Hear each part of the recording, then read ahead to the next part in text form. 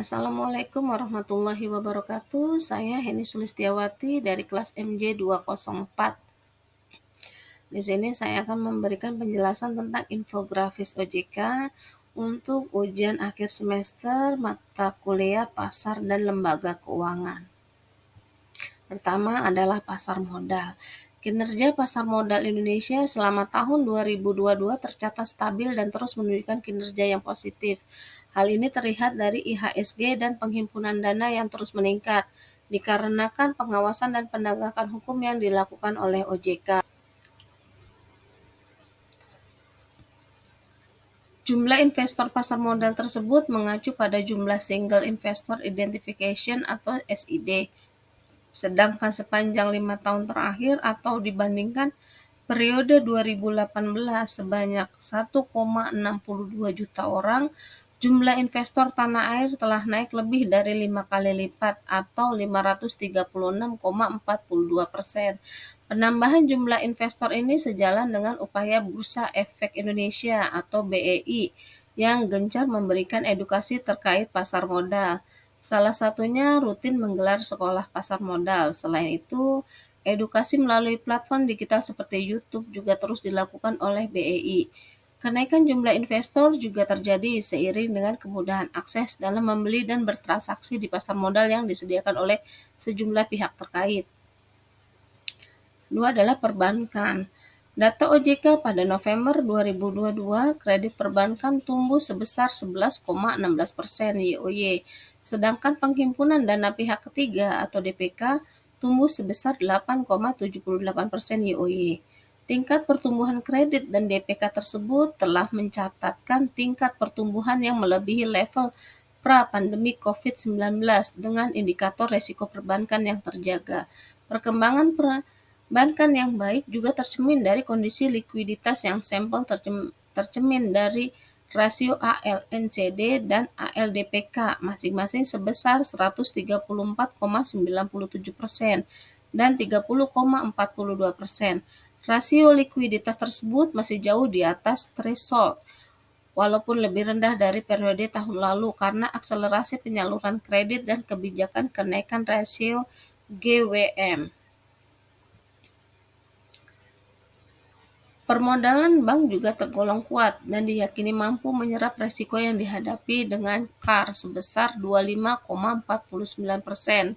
Resiko kredit cenderung menurun tercermin dari rasio NPL baik gross dan net masing-masing sebesar 2,65% dan 0,75%.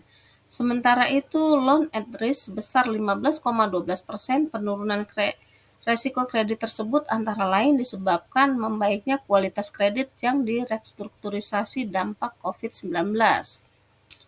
Selain itu, bauran kebijakan dari Kementerian Keuangan, Bank Indonesia, dan lembaga penjamin simpanan telah memberikan situasi dan kondisi ekonomi yang kondusif.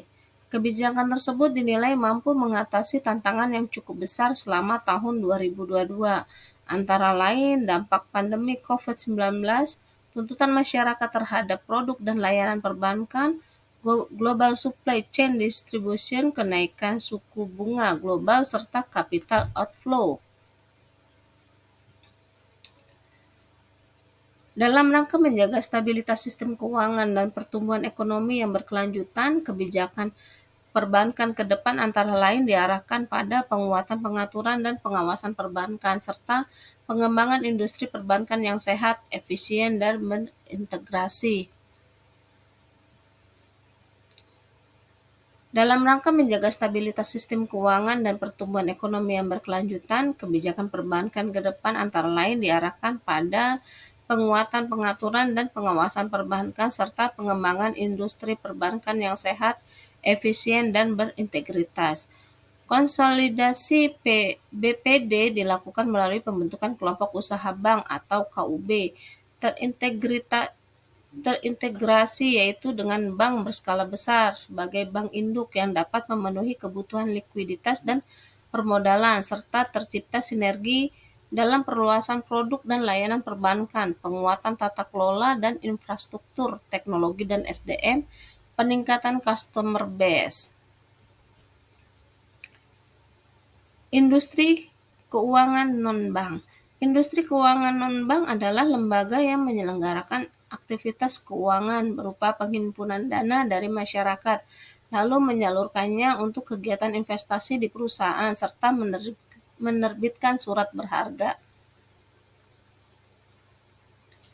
Industri keuangan non-bank pada sektor IKNB, akumulasi pendapatan premi pada bulan November mencapai 280,24 triliun atau tumbuh sebesar 0,44%. Nilai outstanding piutang pembiayaan tumbuh sebesar 12,96%. Pada bulan November 2022 menjadi 409,49 triliun. Kinerja fintech P2P lending pada bulan November 2022 masih mencatat pertumbuhan dengan outstanding pembiayaan tumbuh sebesar 50,30 triliun dibandingkan pada bulan Oktober 2022 sebesar 49,33 triliun.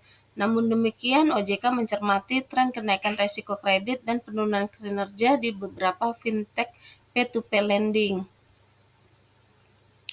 Lanjut, kebijakan OJK di sektor jasa keuangan. Dalam rangka menjaga stabilitas sektor jasa keuangan, memperkuat ketahanan industri jasa keuangan, dan meningkatkan dukungan sektor keuangan dalam pemulihan perekonomian nasional, OJK mengambil beberapa kebijakan antisipasif dan terukur di 2022.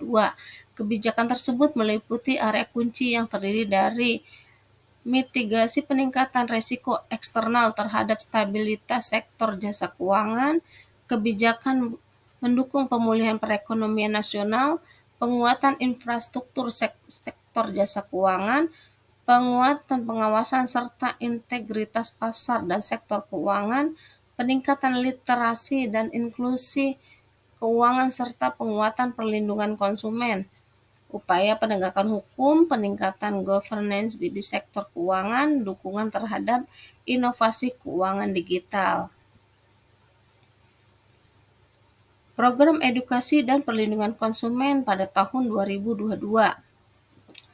OJK berusaha melindungi hak konsumen dengan cara yang preventif, yaitu peningkatan budaya menabung dalam rangka mendukung peningkatan akses keuangan masyarakat, edukasi dan akses keuangan UMKM dalam rangka peningkatan akses pembiayaan lembaga jasa keuangan atau LJK kepada UMKM, dan mendorong capacity building UMKM di bidang pengelolaan keuangan, pemberdayaan konsumen dalam rangka meningkatkan kepercayaan masyarakat terhadap industri jasa keuangan maupun LJK, pencegahan penghimpunan dana atau investasi tanpa izin dalam rangka meningkatkan kepercayaan masyarakat terhadap lembaga jasa keuangan formal. Kebijakan OJK di sektor jasa keuangan tahun 2022.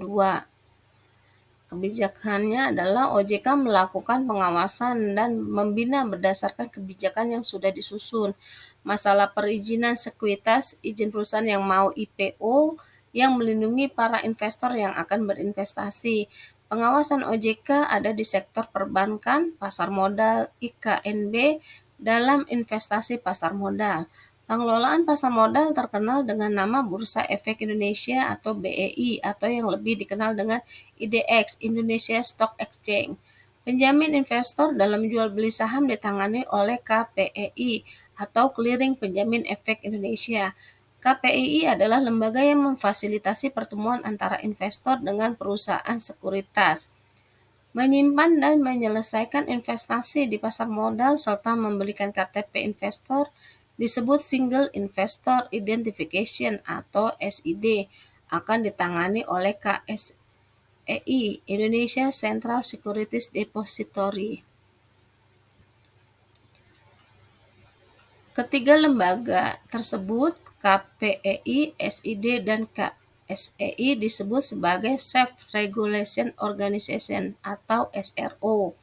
SRO diberikan wewenang untuk membuat aturan terkait pasar modal seperti 1. Mengubah jam perdagangan di pasar modal, 2. Menentukan waktu proses penyelesaian jual beli saham, 3. Berbagai macam aturan lainnya yang tidak bertentangan dengan OJK.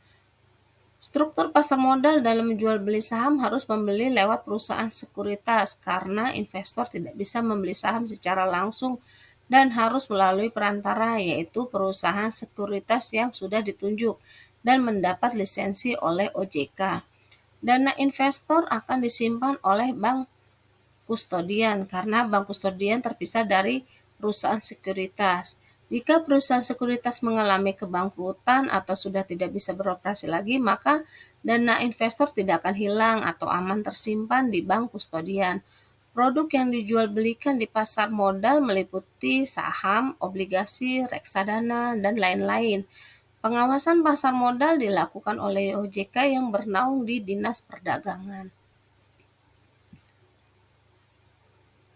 Oke, sekian presentasi dari saya. Sampai ketemu lagi. Sekian, terima kasih. Wassalamualaikum warahmatullahi wabarakatuh.